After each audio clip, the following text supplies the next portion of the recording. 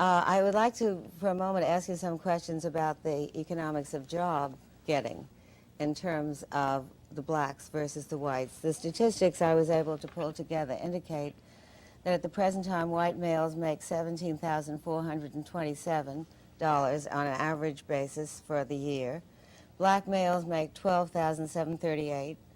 White females make $10,244, and black females make $9,476. It is clear from these figures, as indeed I think it's clear to most of us from what we see, that there is a discrimination against blacks and against women in our present system. Since not all blacks will be superior, how would you try to even that out so that there would be some equality of job opportunities? Yeah, I'm sorry you missed the earlier part of the program when I pointed out that where you find people not represented evenly, that does not show the institutional effect, because almost nowhere in human affairs do you find people evenly represented. Well, if you compare comparable people with respect to age, with respect to education, etc., you get a totally different picture, both with respect to blacks and women. Now, the figures that I saw, for example, show more recently that if you take black families where the husband and wife are both college educated and compare them to a white family where the husband and wife are both college educated, the black family is now earning $2,000 a year more. The problem is that very few blacks fall in that category. That when you compare category for category, then we're talking about getting people a decent education. I'm saying that you cannot say that numbers collected at the employer's place of business reflect simply the employer's policies. Those numbers reflect underlying conditions in the whole society, just as numbers collected at a hospital do not show you that the people are sick because they're in the hospital.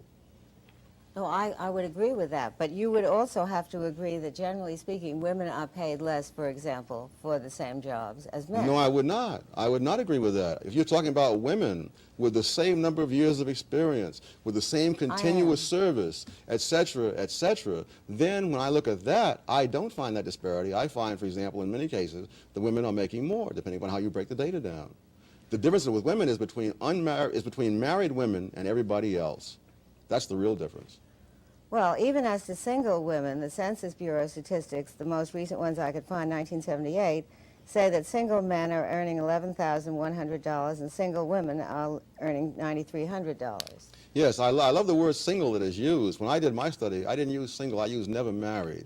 You see, a woman who is single at age 40, having spent 10 or 20 years raising children, is really not quite the same as a man of age 40 who's been working continuously for 20 years. And the differential she cited is not that great, so it could easily be accounted for by the point Yes, you because when I raised. break them down the other way, I did this for the academic world, and there I found the women who are never married, which is the term the way I take it, there they were earning more than the men. And similarly, when the government did data some years ago on women who had been working continuously since high school into their 30s, there you found that they were making slightly more than men of the same description. So the difference is between married women and everybody else. And married men get an extra bonus because their wives take care of many things that enable them to put more time into their careers.